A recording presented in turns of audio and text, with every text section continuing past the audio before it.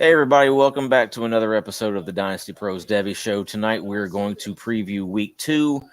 We have several games we're gonna talk about. Plus we each have a couple individual players and situations we're going to discuss. All that was coming up next.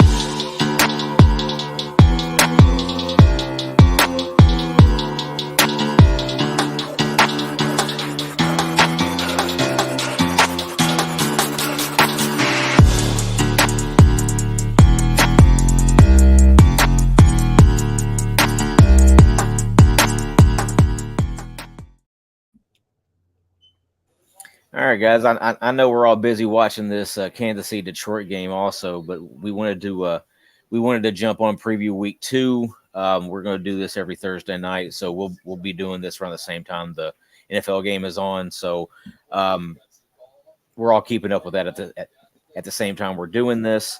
But other than that, how's everybody doing tonight? How you guys doing? Good. Doing good, man. Excited to talk some previews here. We have some good games to talk about, and as always, we always have some good players that we're looking forward to this week. So should be a Oh good yeah, show. absolutely. With me tonight, as always, we got Andy Pham and SC Romero. JT is actually working at the brewery tonight, so he is not with us. But we'll have him back on the show next Tuesday. Let's go and get started. First game we want to talk about, big one, Texas and Alabama. This is it's kind of a Devy dream right here. Two programs that have tons of rosterable Devy players. Um, Quinn Ewers on for Texas, and then you got that receiving core. What's your guys' thoughts on this game? Go and start with Andy. I think this is going to be a huge game. It's going to be a huge game for Quinn Ewers. I mean, it was this game last year was when he was looking good. It was going to be a statement game, and then he got hurt, and then he was never the same. So he's got a lot to prove in this game. There's still doubters, and there's going to be doubters. So it's going to be his time to shine. And I think for Texas, I'm looking forward to that backfield with Jonathan Brooks and then the freshman with CJ Baxter. Baxter had a rib injury last week, so I want to see how both of them play. If it's going to be Jonathan Brooks getting the majority of the workload, because last week he looked pretty good. And then, there's Xavier Worthy and then Jonte Cook. Is he going to be used, or are they just going to keep him on the bench? And then for Alabama, with that receiving room, is Isaiah Bond the wide receiver one? Does Malik Benson get more snaps? What happens in that receiving room? So it's going to be really interesting.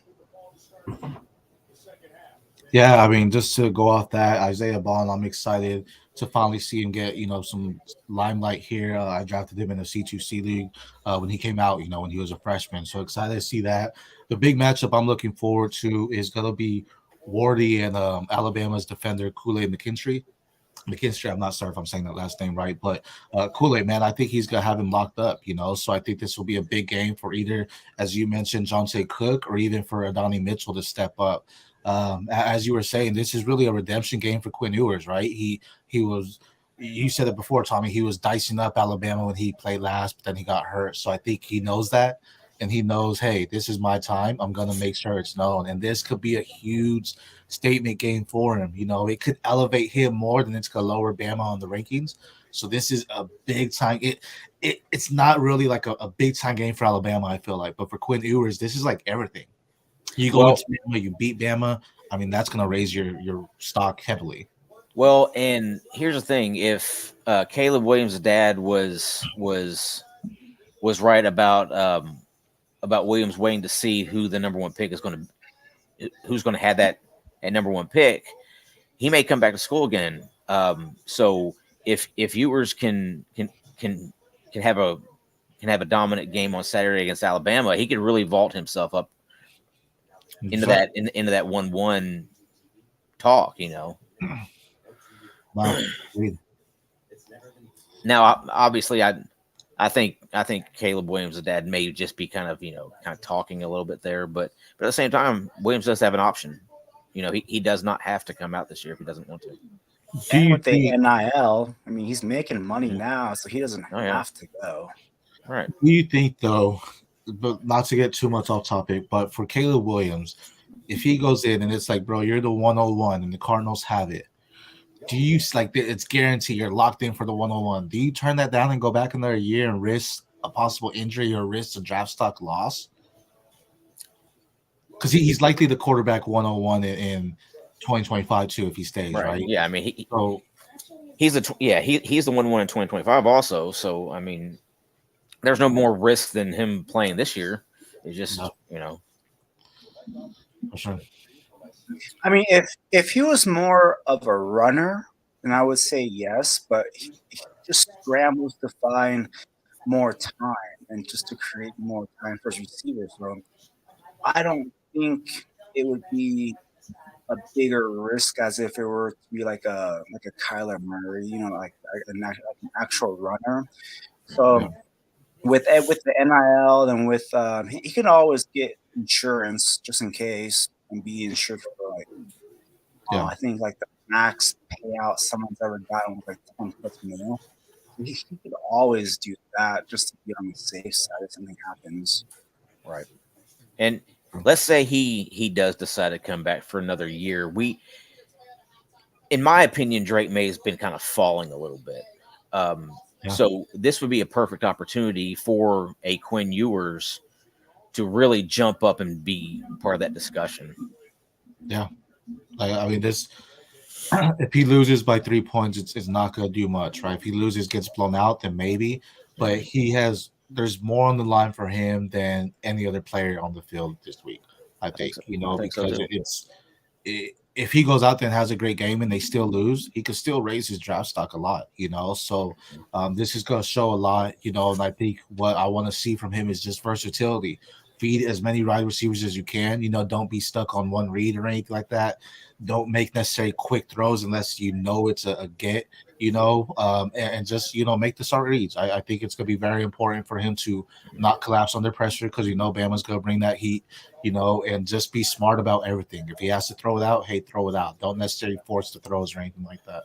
Yeah, protect the ball, make good decisions, Mhm. show off the arm talent he has because everybody knows he has elite arm talent. And they're in Bama, correct? Yes, they're playing in Yes. So Tuscaloosa this week. that Texas going in there and beat Bama at Bama. I mean, that's a dream, right? That's skyrocketing everyone's draft stock there. Well, So they really should have beaten them last year, and that was after Ewers went out early in that game with an injury. So, mhm. all right, well let's jump into our next game. We got Ole Miss and Tulane. This has a ton of talent as far as C2C aspects go. Andy, let's go and talk about this one. This is a battle of quarterbacks. Jackson Dart is 15th in my rankings, and Michael Pratt is 14th. So this game's got a lot of importance here for the quarterbacks. And then for Ole Miss, what I want to see is true freshman Aiden Williams if he continues to get more workload with Franklin still being out. Last week, Williams got 7 targets. He was only able to get 2 catches, but I want to see if they can build that chemistry and if they can get more. And then Trey Harris played lights out last week. What was it? 6 catches for 3 touchdowns. That was insane. So I want to see if he's able to keep that up. And then Quinshawn Judkins with that running game.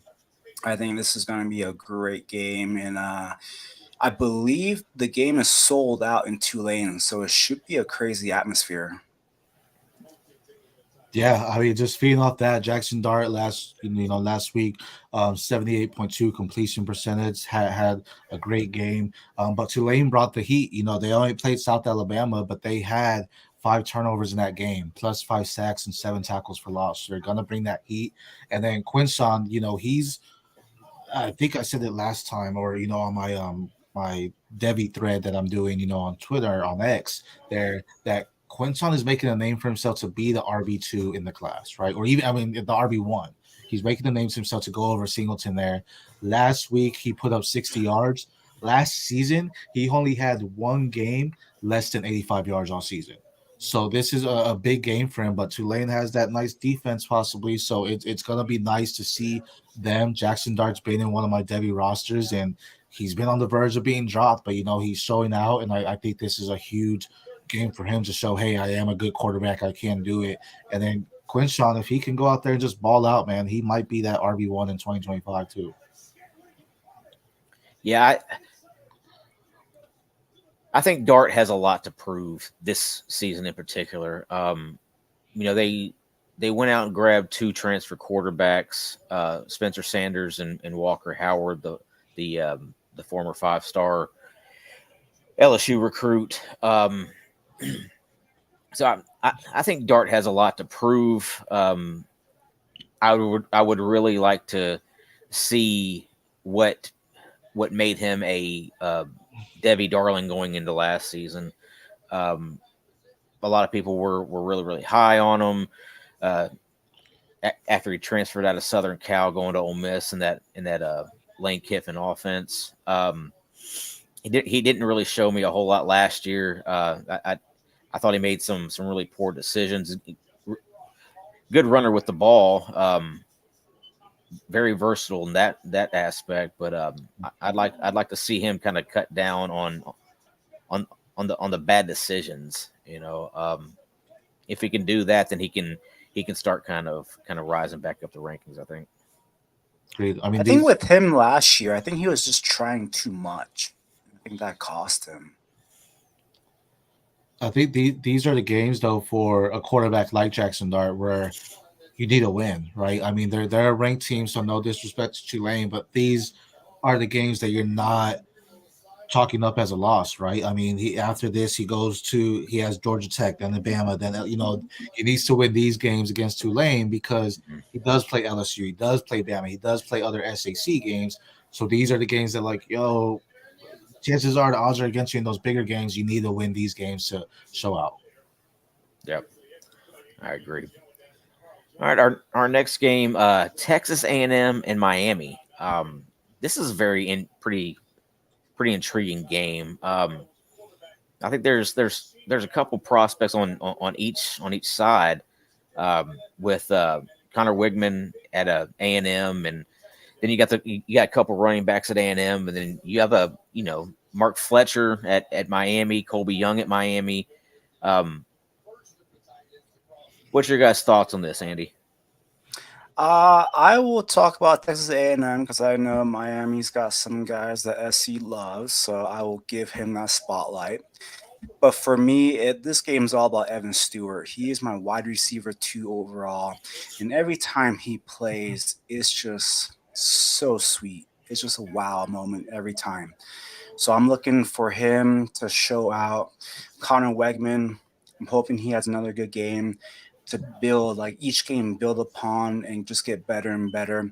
With that running back room, I want to see it get sorted out. I think last week, I don't have it in front of me, but I think the leader had like 8 or 9 carries, and then the 2 other guys had 8 and 7. So I want to see if Ruben Owens is the guy or if they lean towards someone else. I just want to see that room kind of separate itself. So I'm looking forward to that. Yeah, no, I think that's a great point there, and it's gonna shift on the running backs for Miami. Y'all know I'm a huge Mark Fletcher fan, but they had not 3 running backs that had 9 carries and all had over 5 yards per carry. And last week, A&M allowed 91 yards rushing, but then Miami put up 250 yards rushing. So this is really going to be a battle of this line versus the A&M line, right? And that front 7 for them, and if they can contain that run, because I think that was a huge success for Miami. And I'm not big on Van Dyke, but I think that's a huge reason why he looked good is because the running game was so efficient. So now he's going to go up, and it might be a team that stops that run. Maybe not stop it like less than 100 yards, but at least limit it, right? And not necessarily make the big plays as they once did. And we might not see Mark Fletcher get the same holes that he was grabbing. It might be more of a Paris type of run game this week. But this game might refer more on Tyler Van Dyke and what he can do if he wants Miami to win. Connor Wyman looked phenomenal. 5 touchdowns. Evan Stewart's a great wide receiver. They had a great running room. I mean, I want to say A&M wins this game as much as I love Miami, but it's going to be big on this running game to continue to keep it up. And they need to get at least 150 yards, I think, to take that pressure off of Van Dyke, and so they don't zone in on him and get that pressure. Because I feel if he's pressured at all, that's where he makes the mistakes, and that's where he's not comfortable. So that running game has to be efficient for them. Sure. All those good points. I'm really interested to see Kobe Young and how he continues to develop. I want to see him play against good teams, and A&M is a good team with a good defense. That's really going to go a long way in determining how I view him as a prospect moving forward. He's got good size, he's got good skills, but he hasn't been tested. This week he's going to be tested, and I'd really like to see how he responds to that. A&M obviously ranked team, good defense, very very talented on the defensive line specifically. So Mark Fletcher is going to have a heck of a time getting going with with that defensive front. As for A&M's offense, Evan Stewart obviously. I want to see more Ruben Owens. I want to see if Le'Veon Moss is Legit. yeah. I want to see if he's a thing. Obviously, Connor Wigman's is a stud. He's steadily rising up boards right now, also. But I think that has the potential to be the second best game of the weekend after Texas and Alabama. And it's crazy because A&M's good. I'm not going to knock them as well, but just like Texas, Miami goes in there and beats A&M. That's an SEC team. It doesn't matter where the SEC teams are ranked. If any non-SEC team goes in there and beats an SEC team, that just it skyrockets you, right? Because it's like these are the defensive teams, in the college football realm. So if they go in there and win or just kind of dominate their running game or their passing game and Van Dyke does great, that's just a huge, huge W for them. Not only, of course, getting the win, but also just for their morale, saying, hey, we beat an SEC team. So, I don't like to say that about the SEC because I know people are very high on them, but that's a big reason. Oh yeah, absolutely.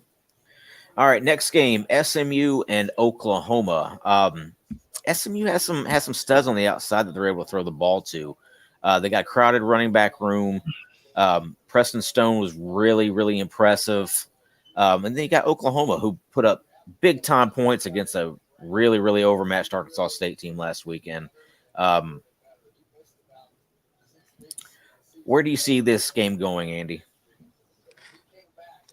I think at the end, I think Oklahoma wins it. I think it'll be a tough game. I think it might be a high scoring game. I think this might be one of those sneaky, fun games that you just watch and just like get enthralled.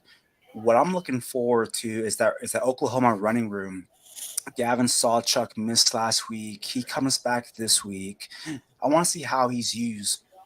With Javante Barnes, he's still inefficient. He's not that good. So I want to see that running back room, how it breaks down. I want to see if Gavin Sawchuk becomes the 1 or the 1A. And then as far as the receivers go for Oklahoma with Petaway, he had 9 catches, I think for like 57 yards last Yeah. week. So I want to see how he's used. If he's used early on, if how that room kind of breaks down. And then for SMU, it's that Preston Stone at quarterback. I think he played really good last week, and he's going to build upon that. He's got to face a tough Oklahoma defense, and I want to see him take that step and kind of show out. Yeah, I'm really really big on the SMU wide receiver Jordan Hudson. I'll talk about him a little bit later on, but you got him and Jeremy Curley out there on the outside, and then uh, you got RJ Maryland at tight end for SMU. So Preston Stone has a lot of weapons. He also has a lot of those running backs too. LJ Johnson and um, what's the guy? Knighton. Knighton, yeah, Jaden Knighton, yeah. So he he's got a lot of options there. SC, what do you think about this game? Man, this is my upset. I think SMU goes in there and upsets them. I really enjoyed what I saw in Preston Stone last week. And I think that RJ Maryland is the X factor. He's a big tight end. He knows how to move, he knows how to make the plays. And I need to watch better tape on Oklahoma's defense, but from what I saw, I don't know if anyone's gonna be able to control him. And I think he could be the X factor in having a big game there. I'm talking this up as my upset. I think Oklahoma's 90% favorite right now on ESPN. So I think SMU can just have a big game. But as Andy was saying, this is a possible statement game for Preston Stones to say, "Hey, I am legit." Right. So SMU has always been like on the border, like they're good, but they're not. Nah, we don't really talk about them a lot, but they always have pro talent come out, and this is just an opportunity for them to say, "Look, we can actually hang with the big dogs," and I think they go out there and do it this week. All right, next game we're going to talk about Nebraska and Colorado.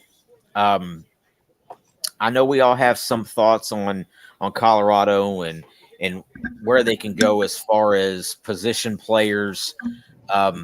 I don't think Nebraska has much, honestly. They got kind of worked over by Minnesota last week, even though it was a close game. I just didn't think Nebraska had much of anything going. I didn't think that they had any shot at even at winning last week, even though it was a 3-point game. I just never saw them as really being in it.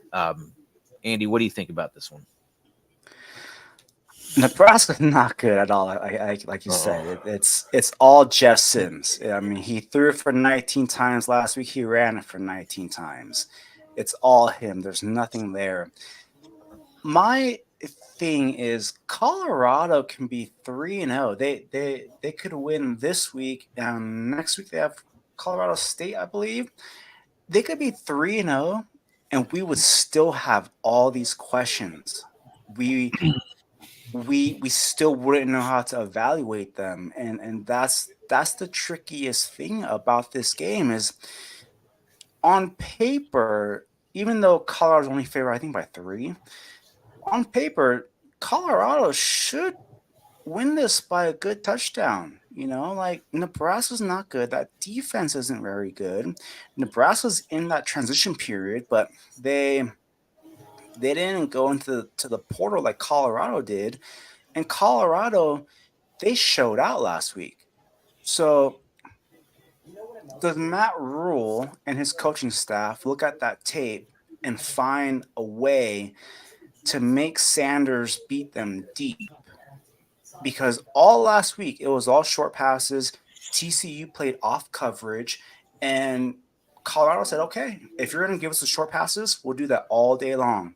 So what's going to happen if, say, Nebraska's defense does show up and it's like a low-scoring 3-0 game at halftime? Does Colorado press, or do they just stay the course? Like that those are the things that I want to see. And I think Coach Prime will have them ready to go. I just still don't know how to evaluate Colorado, and that's just my whole thing. I think Colorado. I mean, you're saying 3-0. I feel if they go undefeated, we're still gonna have questions, right? Because it's gonna be, is this a one and done? Like, that they just beginner's luck, right? Coming into your bigger conferences for some of these players, and I think this is another game where I agree. I think they could go 3-0 before they go out to Oregon, and then they have USC after that. But I think this Colorado wins big. And I still think it doesn't matter how many times they win. It's going to be, well, it wasn't Oregon. Well, it wasn't USC. And even if they win that, well, it wasn't Bama. So the questions are always going to be after them. But I think really for them, it's going to come down on the defense. Because, Andy, I think you brought up on the last episode, TCU returned, 15% of the roster? Yeah. So the defense really let them down because TCU stayed in the game, right? And it wasn't – so there was guys to do more on offense because the defense might not be where it needs to be. And I want to see more of that dual threat ability. He had negative 32 yards, I think, last week. So I want to see him escape better and just extend the play even more or gain some yardage there, because I think that could be the X factor in what transfers him from, okay, he's doing good, but now look, he's being great, because he's making sure the play stays alive. He's making sure he's moving the ball down the field, and he's not just getting the sack or getting that pressure. I didn't like anything I saw in Nebraska. They've come a long way from the Dominican Sue days, so there's a big thing for them to be able to Win. Can they win? Sure, it's college football, but I think Colorado goes in there and blows them out because people are still questioning them, and I think they want to say, "Look, man, we're for real," but we're not going to say that until they go against Oregon or USC. Right. I mean, I think this is a game Colorado should go in and win, 42-17. Will Mhm. they? I don't know. Right. It's kind of the questions we have. Was TCU that bad, or is Colorado that really that good? Mhm. I guess what we may find out a little bit this week, um, because I don't think Nebraska is much of anything. But if they're able to score points against Colorado, then that's going to show that Colorado's defense is just terrible. Right. Um, if Colorado goes in there and does win, something like 42-17, which I don't think that's out of the realm of possibility. I think Colorado, I think Colorado can hold Nebraska to 17 points. I think they should hold Nebraska to 17 points. Um, if their defense can play well, then obviously they're going to win games because Shore Sanders is going to put their offense in position to score a lot of points themselves. Mhm. And to your point, SC, if Colorado goes undefeated, then Shadore's winning the Heisman. I Yeah, don't think there's going to be much of a question about should. that. I mean, I could say, I mean, he should be a front runner right now, after that first game. But, of course, there's other guys I would put ahead of him. But I mean, he should be on the radars for it. I'm Uh, sure. and I agree. This is a game they should have a blowout victory. And this is something where I think Prime even he would keep like his starters in there, even if it's a large margin. Maybe not in the end of the fourth quarter, but he would keep them in majority of the game because he's kind of that Belichick mentality. I remember it was years ago where there was a running play and Belichick kept the starters in. They were up like 42-0 or something, and they come after the game and interview him, and he's like, "Why'd you keep them in?" He's like, "Well, I want my guys to play 100% all the time. Like, I'm Yeah. not trying to sit anyone." And I think Coach Prime has that same mentality where he's going to say, "Look, man, my starters are my starters, and they're going to play until they can." Well, he also strikes me as a stat builder. Mhm. You have all these coaches who say that they're not worried about stat lines. I Mhm. think he is. Oh yeah, because Yes. he'll throw it in your face. Especially whenever it comes to his son. Also, he Yeah, he wants his son to look as good as possible. yeah. All right, Agreed. the last game we're going to talk about is Notre Dame and NC State, and then we're going to jump into some players. Notre Dame, I've been really impressed with the way that their offense is operated. It's no longer the kind of vanilla type of offense Brian Kelly had last year with Tommy Reese.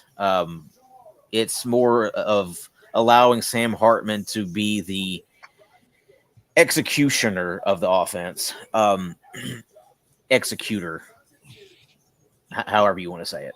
I like Um, executioner is a great word for him. yeah, he's finding guys downfield. They weren't doing that last year. They have a really effective running game. Audric Estime has looked incredible. Um, Jaden Thomas has looked good. Jaden Greathouse has looked okay.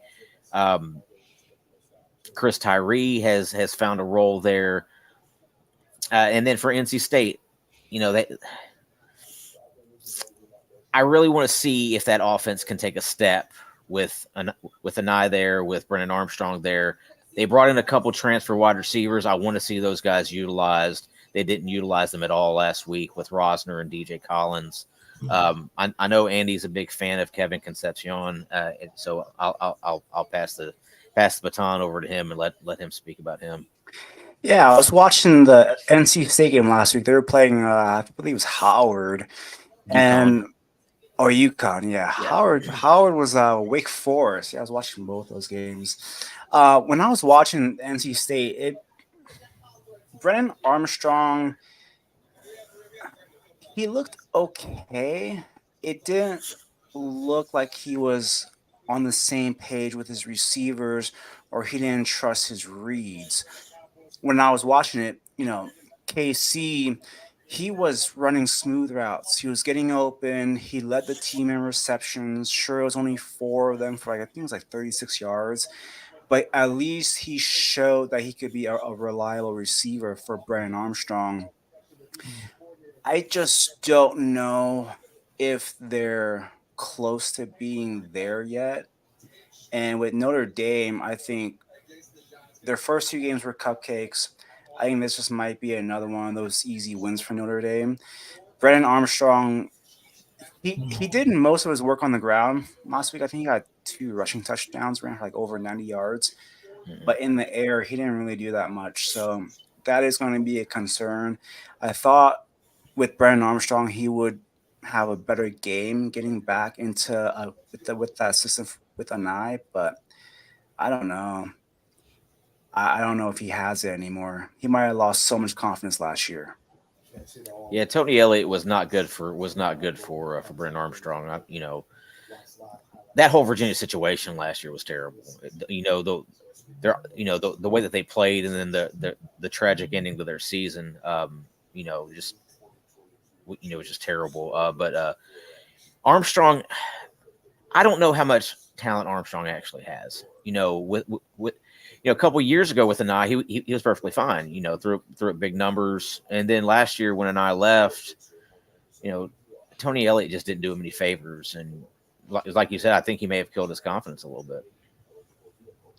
I think this comes down to Hartman. Can he ball out again? He had over 250 yards last week and 4 touchdowns, but NC State allowed 113 yards passing. Last week, and that was against UConn, so benefited out. But this could also be an opportunity where Armstrong, you see it a lot where they rise to the occasion on the competition level, right? So they're playing a tougher team, so maybe he steps up a lot more. The question will be, can Hartman continue to ball out like that? Or, I want to see more from the running backs, from Jeremiah Love and Aldrich, I think, Aldrich Mm-hmm. yesterday. Mm-hmm. See more of a dual 1-2 punch from them, and maybe they carry that ground game even further, because I think NC State is a team, when I look at them, they bring that pressure as well. So, um, I think they might control Hartman a little bit better than what we saw last week, but that may just be the running backs, do it. I feel Armstrong didn't need to go all out last week. I mean, it was against UConn. It was a chalk up win, and they chalked it up and won. So this is the opportunity for him to say, hey, I can compete and I can do it. I still say Notre Dame wins, but I think we might see a little bit more from Armstrong because he's going to be forced to do more. Sure thing. All right, now we're going to jump into a couple players that each of us have wanted to talk about tonight. The first guys I'm wanting to talk about, Kyle McCord and his wide receivers. They have to get on the same page. They were not good last week against Indiana, and with Marvin Harrison Jr. and Emeka Egbuka and Fleming and the freshmen that they have there, there's no reason for Kyle McCord to look as lost as he did. Um, I'm I'm of the thought that if he struggles again this week against Youngstown State, that Devin Brown is gonna quickly find himself as the QB1 there for the Buckeyes. What do you guys think? I think that's fair. He does. I think McCord needs to step up a lot, and we talked about all off season. It's Devin Brown, McCord, and he's on a short leash, man. You have a wide receiver core like that, you can't be messing up. You had to have great games. Mm-hmm.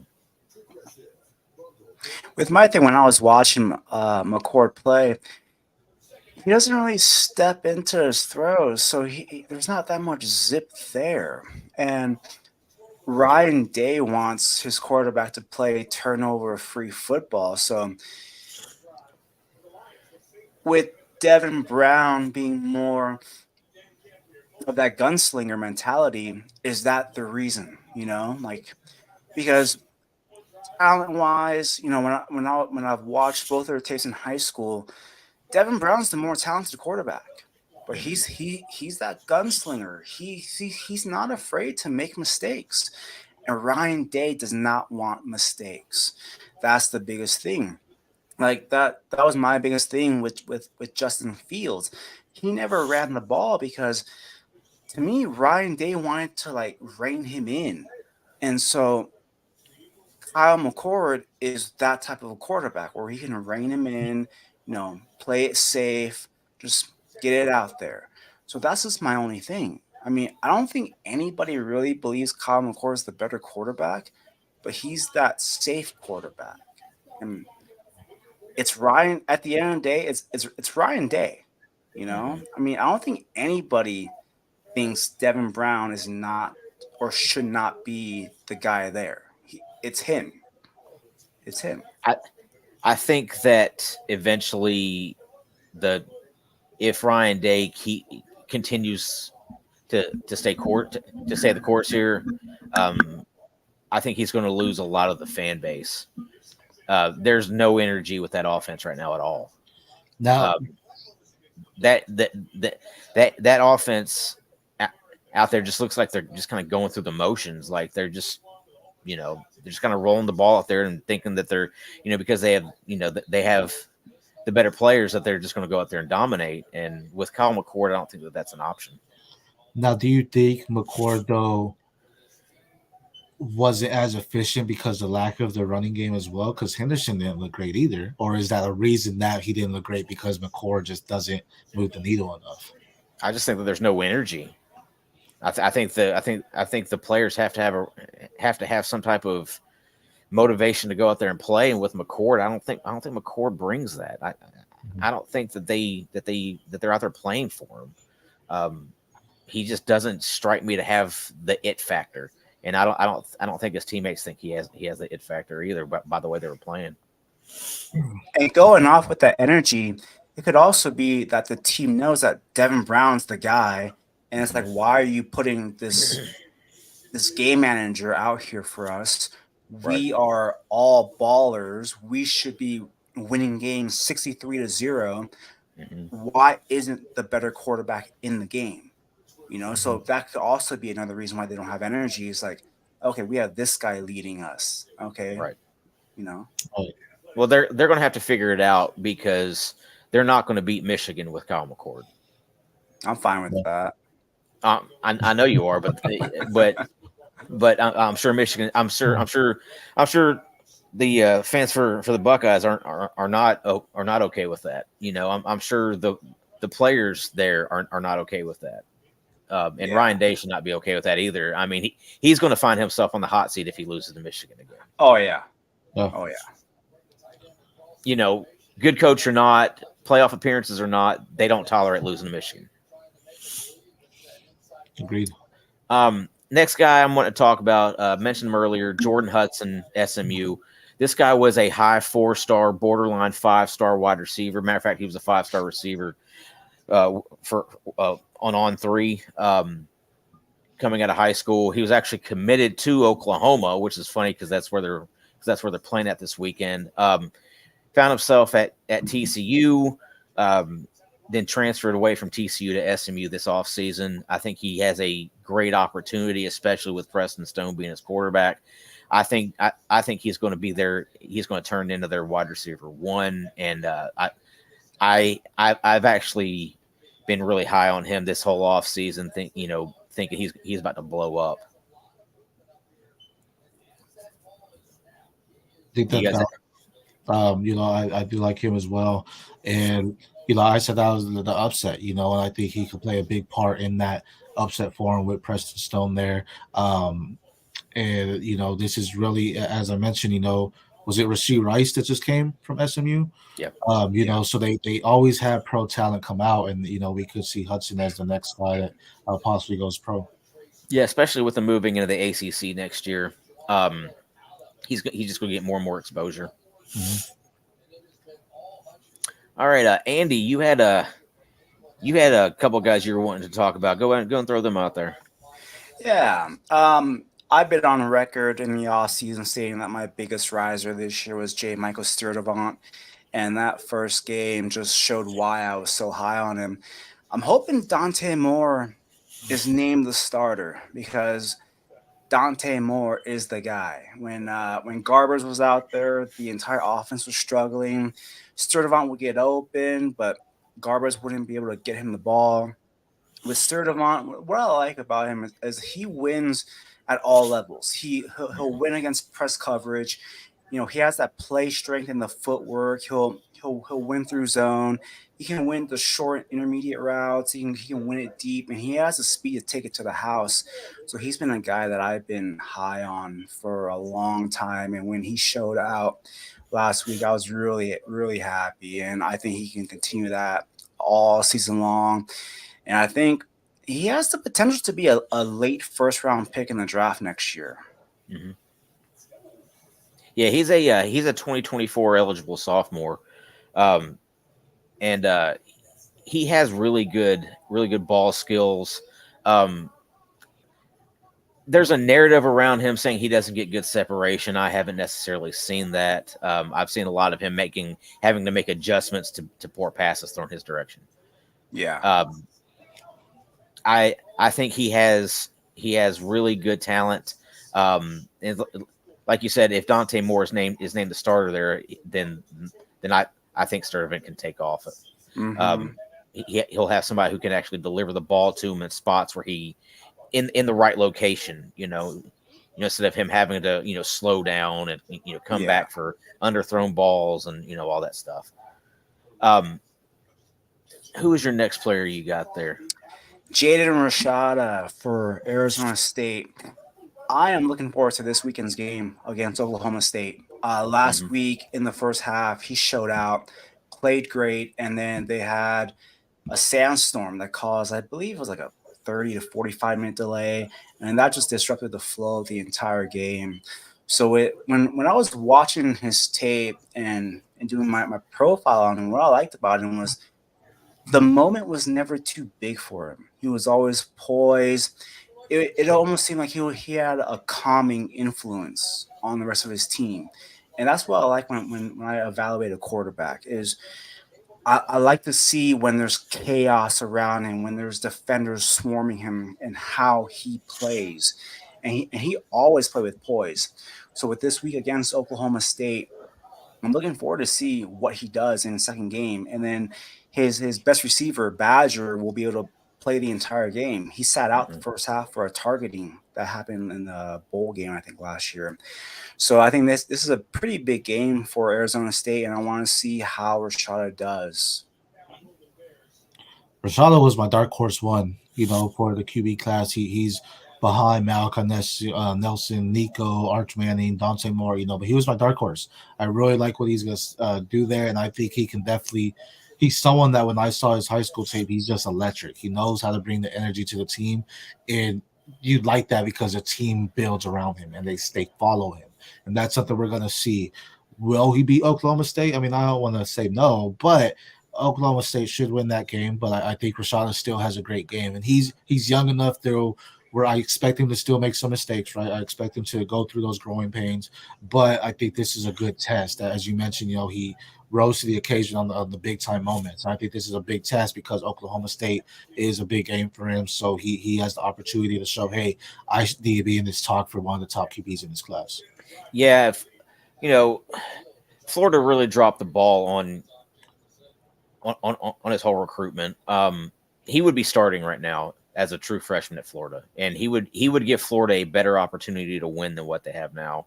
Um, Arizona State got an absolute steal with him, and I'm actually very thrilled that he did not go to Florida because I can't stand the Gators. So that was a good decision to go out to the desert. Um, SC, you got a couple guys you want to talk about here. Yes, sir. First, I'm gonna talk about my Oregon backs, man. The Oregon running back committee there. All of them had over 6.5 yards per carry last week. A big deal with that was Bucky Irvin. He only had 4 carries, over Hmm. 100 yards. So I don't expect that again. This should be a harder matchup than what last week was. Going against Texas Tech here. So I just want to see, is this going to be a committee approach running room, or was Bucky just balling that they're like, okay, let's give the other guys some feed now too? Because I do expect him to get the bulk load of the carries there, and be the workhorse there. But all of them showed electricity. Jordan James, Dante Dodwell, they all look great in the running game, and it's nice seeing that because even if they don't run committee, if someone needs to take a breather, they're safe coming out. They're safe coming out because they can still have a good run game. But I'm excited to see where they're really going with it. Is it really going to be three backs getting the ball, or again, is Bucky just going to get the workload? Which I thought he was going to. I thought Dante wasn't even going to play this year. To be honest, I thought it was going to be a Bucky Irving show, and he was just going to elevate his draft stock. And Not that it didn't. Four runs over 100 yards, 119, I think. So this is going to be a nice thing just to see what Oregon's doing. Especially, I mean, they have Bo Nix. They don't even really need to run the ball. He's a great quarterback. So I'm just excited to see what Oregon's doing and which way they're going to go here. Yeah, I didn't see any type of injury designation, but what was the deal with Noah Whittington not getting any run time? That was news to me too. Jordan James wasn't even on my radar, to be honest. And when he came out and played, I actually was like, "Who's this guy?" So I'm not 100% sure what happened with Whittington. And as I mentioned, I thought it was gonna be your Whittington and Bucky there.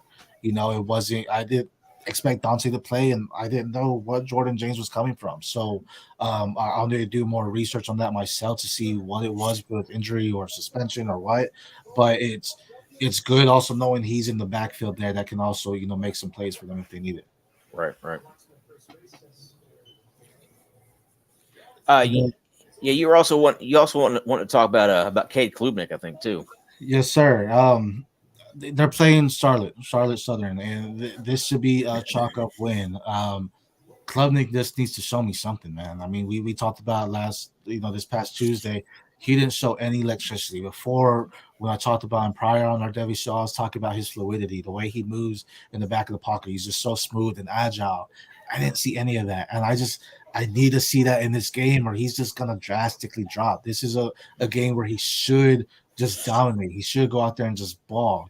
From Adam Randall to all his other receivers. He should have a great game. And if he doesn't, even if they win, dominate, but he just doesn't look good, that's going to hurt a lot because I need to say Klubnik do more, whether it be a Dow reason or not. I mean, even if it might hurt him in the transfer, like who's going to want him if he just doesn't look good against a team like Charlotte Southern? Right, right. He's a guy that just has that just kind of has the aura of a just steady faller. Whether that's a him issue or a Dabo Sweeney issue, it's always I highly doubt it's a wide receiver issue. Those guys have way too much talent to not get them involved. I personally think it's a Dabo issue. I don't think Klubnik's nearly as bad as what he's shown. Matter of fact, in the Orange Bowl, he actually played really, really well. Was able to move the ball up and down the field. Showed good poise. Made a couple mistakes, but he was a freshman making his first start. But I need, like you said, I need to see more from him. I think he has a strong enough arm. He's mobile enough. I think Dabo needs to have more trust in him to be able to run that offense. I think if we could see the fluidity in him here, then it's going to be like a breather. It's going to be some weight off the shoulders because he's going to have bigger games. And I don't necessarily say he's going to go and just dominate these games, but I just need to basically see that he's alive, right? See that he's breathing. He still has what I saw last year in this game. This is his opportunity to show me. Yeah, if you can't do it against Charleston Southern, then you're not going to do it against anybody. Yeah. Where do you guys have him in your rankings? I have Klubnik. Let me pull him up here. I've got Klubnik at number 13 right now, but prior to last week, I had him, 7th or 8th. I can't remember exactly where it was, but it was somewhere in that range. But if he continues to play this way, he's just going to continue. He's just going to steadily fall down these rankings because there's other guys who were playing well who have just as much talent, I think. Whose stock is rising even more. Trying to find mine real quick. I mean, like I could easily move somebody like Riley Leonard or Michael Pratt or Connor Wigman, KJ Jefferson, Cameron Ward, Carson Beck. I could easily move those guys ahead of him. I think preseason I had him in the top 10, and I'm still rearranging my rankings, but I dropped him down to 18 right now. He was 16 for me, and agreed. He was top 10, because I had him as QB2 of that 2025 class behind Aller. So I think he dropped drastically for me as well. I think I had him at QB8, but now he's QB16 for me. Yeah, he's just a guy that I want to keep giving chances to, but at some point he's going to run out of opportunities with and again, if he can't do it against Charleston Southern, who is he going to be able to do it against? Right. So I really need to see something this week. Otherwise, he's just going to continue to have bad film, and bad film leads to bad draft capital. So And I don't need to see a blowout. I just need to again see that he can make it happen. right, So right, that's fair. Well, all right, guys. I think that's going to do it for tonight's show. Go tell us where we're able to find you. Go ahead, Andy. You can find me on X at Andy_fam1. Doing 3 articles a week, just dropping content, just trying to get out there and fill that void in the C2C and Devy space. Absolutely. Absolutely. I say this all the time, but we're thrilled to have you over at DynastyProsFootball.com. You're putting out 3+ articles a week for us, and you're absolutely killing it. Plus, coming on these shows, just kind of spitting some fire out there for us. I appreciate you. Appreciate you guys. you can find me on X at the PPR show, doing my weekly learnings for the college football every Tuesday and Wednesday for some IDP involved in there as well. Doing these Devy shows every Tuesday and Thursday with y'all, recaps and then previews. Articles out on RPO, and I mean I'm gonna shout out Andy as well, man. I love your articles. I'm reading all of them and learning a lot there, man. You're bringing some people on my radars that weren't on my radars before, so keep that up. Appreciate it. Absolutely. Guys, we appreciate you watching. We appreciate you joining us. Do us a favor, subscribe, hit the like button if you're on YouTube watching. Leave us a comment. Contact us on Twitter. Go to DynastyProsFootball.com. Check us out there. We have premium content, Devy rankings, trade calculators, all types of stuff for you. Go check that out. Again, we really appreciate you joining us every time we're on here. Spread the word. Tell your friends about us. We'd love to have them watch also. Till next time, we really appreciate you guys. Y'all have a good night.